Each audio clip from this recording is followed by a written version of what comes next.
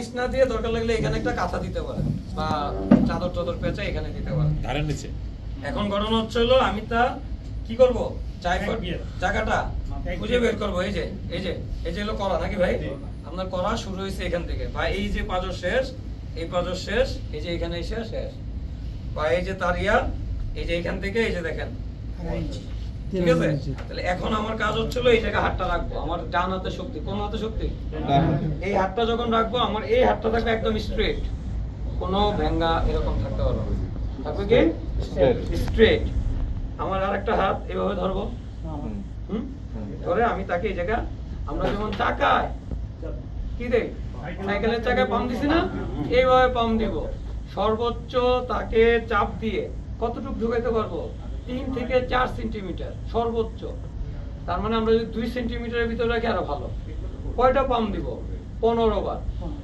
এবং 1 2 3 4 5 6 7 8 9 10 11 12 13 14 15 শেষ।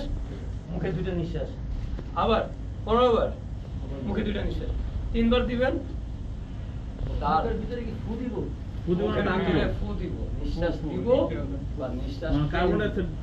ভাইয়া প্রেসটা কত জোরে করতে হবে, মানে মিনিমাম কেমন? বলেছি সর্বোচ্চ দিলে তার ভিতরে 3 সেন্টিমিটার ঢুকতে পারবে, চাপ দিলে 3 সেন্টিমিটার, 3 থেকে 4 সেন্টিমিটার, বুঝতে পেরেছেন? এবং এইটা থাকবে একদম লক, কি থাকবে, লক থাকবে।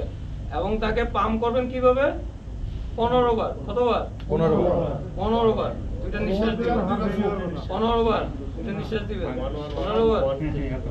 আমরা গণি হলো 1M 2M 3M 4M 5M 6M, নাকি ভাই?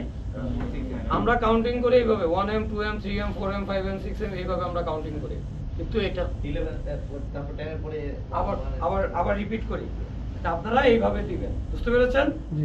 তাহলে এই লোকটা তার হার্ট অ্যাটাক হইলে সাথে সাথে কি হবে, সিপিআর এর কাজটা হচ্ছিল আমাদের এখানে যে কি থাকে, এখানে ফুসফুস, হ্যাঁ হার্ট থাকে। তাহলে হার্টের কাজ কি, আমাকে রক্তকে কি করে, পাম্পিং করে। ওটা অচল হয়ে গেলে তো এই হার্ট ব্লক হয়ে যায়, অ্যাটাক হয়ে যায়।